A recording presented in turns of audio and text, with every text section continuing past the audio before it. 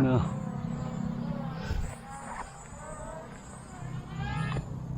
Wow.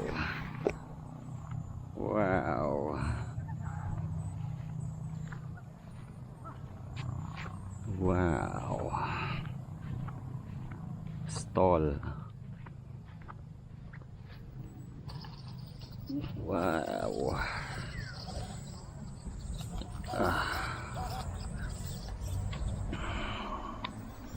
Accept.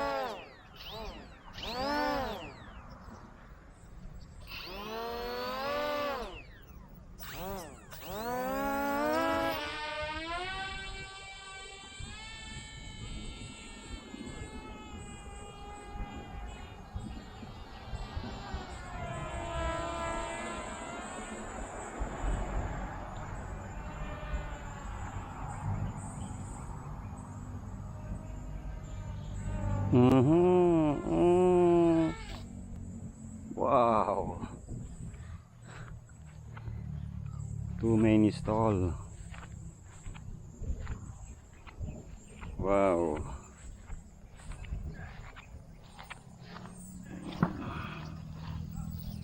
Too many stall.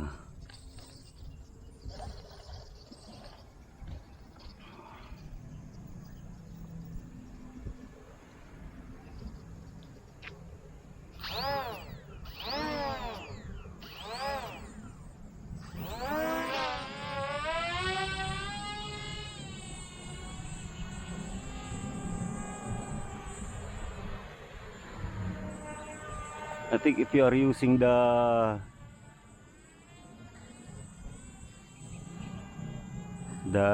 left stick, the throttle, I think this is the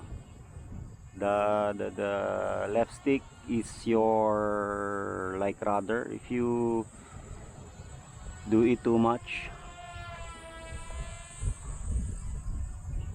stall happens.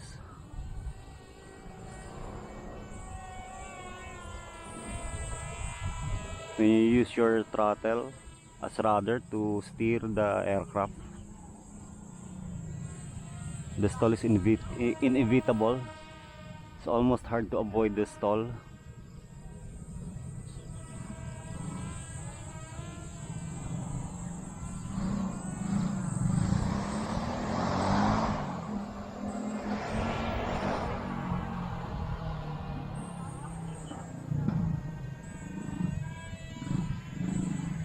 If you turn the aircraft that sharp, yun yung cause ng stall.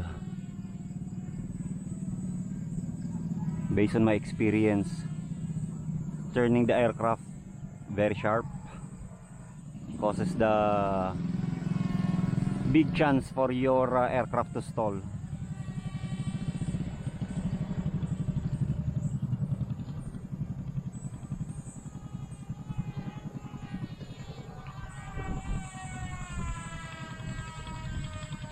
There's a wind already. Wind is picking up.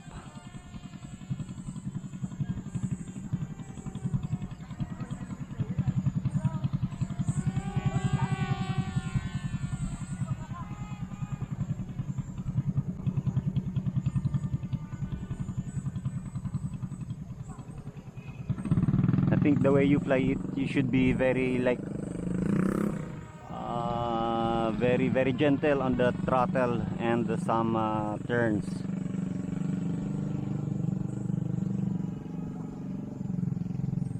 Kailangan hindi mo siya masyadong, hindi mo isasagad yung turns niya.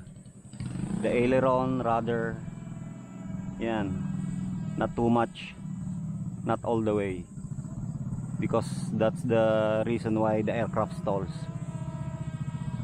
based on my actual experience right now. If you use the rudder in full, big chance of stall,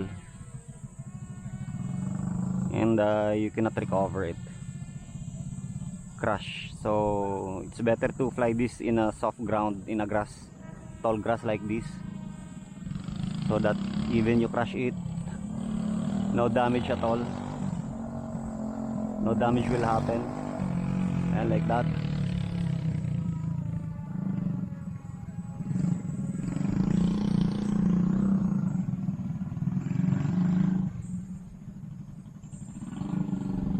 Yan, like that, like that, like that. I used too much yan, like that, like that, like that. I used too much aileron. Too much aileron.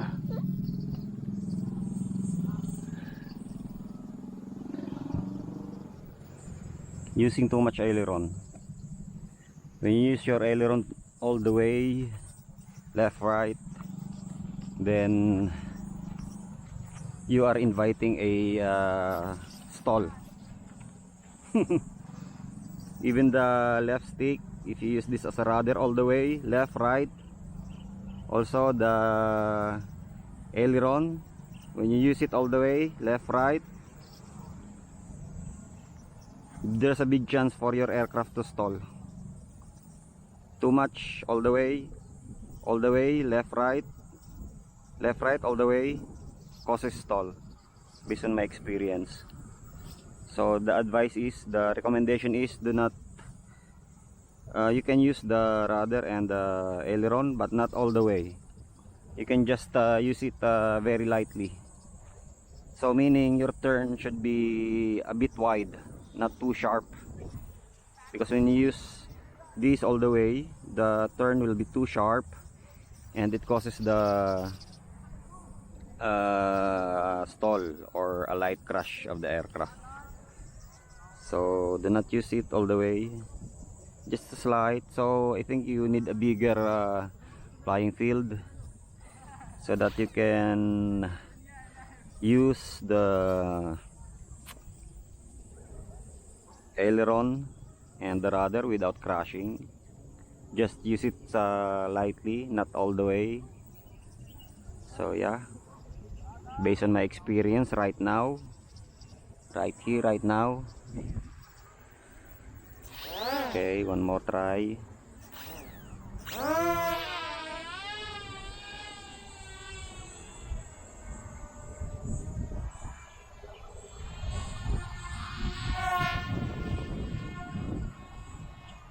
And I think it has a very poor gyroscope.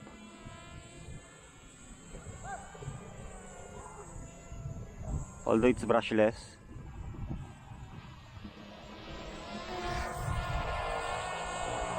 It has a very good brushless motors.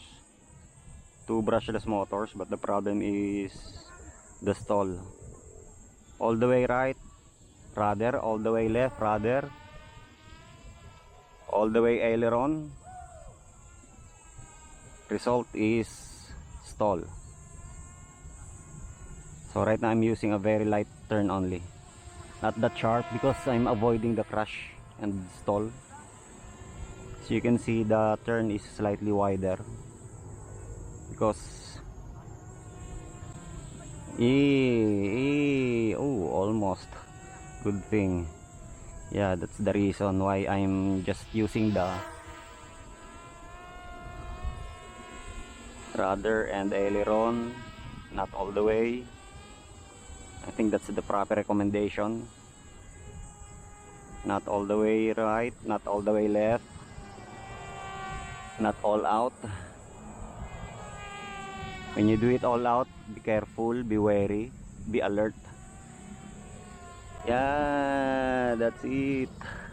Yeah,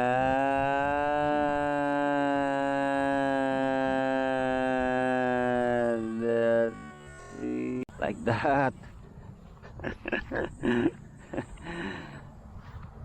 It's very obvious.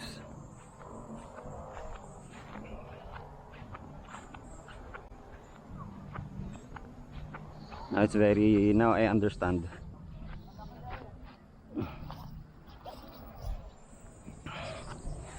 Now I understand how to crash this or how to stall this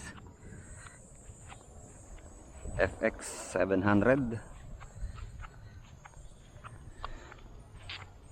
Now, yeah, all the way left, all the way right, all out rudder, all out aileron. It causes like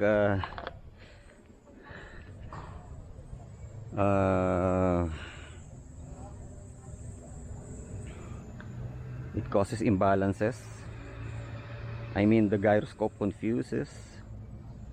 It don't know what to do. It can no longer balance itself when you do the hard left, hard right, hard stick right, hard stick left.